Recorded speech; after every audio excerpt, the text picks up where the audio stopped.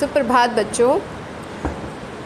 बच्चों, जैसा कि हमारा पाठ 9 एक माँ की बेबसी ये पाठ हमारा चल रहा है, तो इसमें आपकी बुक में कुछ एक्सरसाइज दे रखी है, इसे हम आज करेंगे।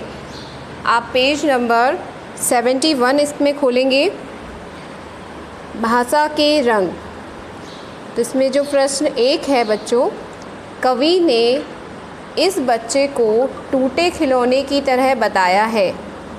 जब कोई खिलौना टूट जाता है तो वह उस तरह से काम नहीं कर पाता जिस तरह से पहले करता था। संदर्भ के अनुसार खाली स्थान भरो।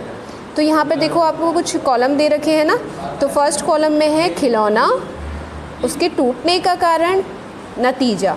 ठीक है, मतलब कोई खिलौना जब किसी तरीके से टूट जाता है तो उसका क्या रिज़ल्ट होता है, ये लिखा है यहाँ पे। जैसे गाड़ी है, पहिया निकल जाने पर क्या नतीजा होगा कि वो चल नहीं पाती।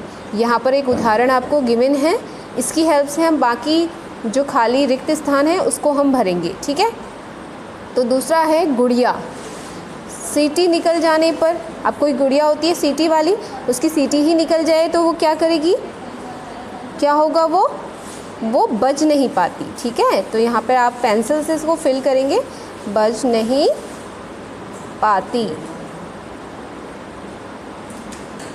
अब आइए यहाँ पर गेंद टूटने का कारण चलो हम अपने आप से लिख लेते हैं और उसका नतीजा भी लिख लेते हैं। ठीक है, गेंद में जनरली बच्चों क्या होती है, हवा। अगर उसकी हवा निकल जाए तो हवा निकल जाने पर क्या होगा बच्चों, वो क्योंकि हवा की वजह से तो वो उछलती है तो वह उछल नहीं पाती। तो यहाँ लिखेंगे हम उछल नहीं पाती।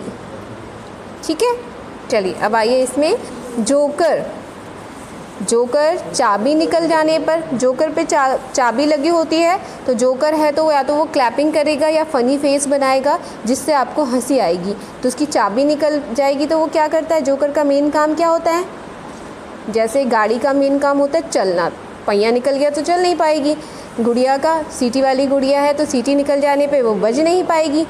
गेंद का मेन काम क्या होता है, उछलना, और हवा निकल जाएगी तो वो उछल नहीं पाएगी। ऐसे जोकर का मेन काम होता है हंसाना, और चाबी निकल जाने पर वह हंसा नहीं पाएगा। ठीक है, तो यहाँ लिखेंगे आप हंसा नहीं पाता।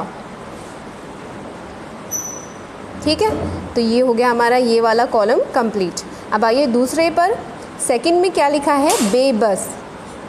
बच्चों ये शब्द हमने कई बार इस कविता में डिस्कस किया है, बेबस शब्द। तो इसको जरा हम इसका शब्द विच्छेद करते हैं। इसको हम शब्द को 2 टुकड़ों में तोड़ते हैं, बे प्लस वश। ठीक है, ये 2 शब्दों से मिलके बना है बे और वश। तो बच्चों इसमें जो बे है उसका अर्थ है बिना। ठीक है, बे का अर्थ है बिना और वश का मतलब होता है नियंत्रण। तो जो चीज़ हमारे नियंत्रण में नहीं है, हमारे वश में नहीं है, उसको हम बोलते हैं बेबस। ठीक है, तो बे का मतलब आप समझ में आया आपको, बे का मतलब नहीं। ठीक है, तो किसी भी शब्द के आगे अगर हम बे लगा देंगे तो उसका नेगेटिव सेंस बन जाएगा। ठीक है, तो ऐसे ही कुछ यहाँ पर शब्द दे रखे हैं और आपको भी अपने आप से कुछ शब्द बे वर्ड से बनाकर यहाँ लिखने हैं। जैसे बेजान, तो बे का अर्थ क्या बताया मैंने, इसको भी शब्द विच्छेद कीजिए, बे प्लस जान।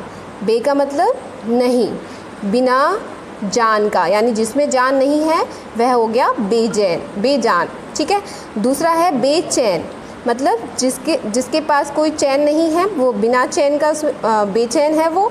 ठीक है, बेसहारा, बिना सहारा के, मतलब कोई सहारा नहीं है तो बेसहारा। ऐसे ही बेहिसाब, जिसका कोई हिसाब नहीं है। तो ऐसे हमें 4 और नए शब्द ढूंढकर जो कि बे शब्द से बने हों यहाँ पर लिखने हैं। ठीक है, तो आप भी याद कीजिए कौन से ऐसे शब्द होंगे। चलो मैं देखती हूँ, एक तो मुझे याद आया बेवजह। ठीक है, वजह क्या होती है, कारण, अब बे लगा दिया तो बिना कारण का कोई भी चीज़ क्या कहलाएगा, बेवजह। एक आता है बेघर, बिना घर के, जिसका कोई घर नहीं है, बेघर। ठीक है, और एक आता है बेशरम, बिना शर्म की, जिसको कोई शर्म नहीं है उसको हम बेशर्म कहते हैं, ठीक है। फिर एक शब्द आता है बेईमान,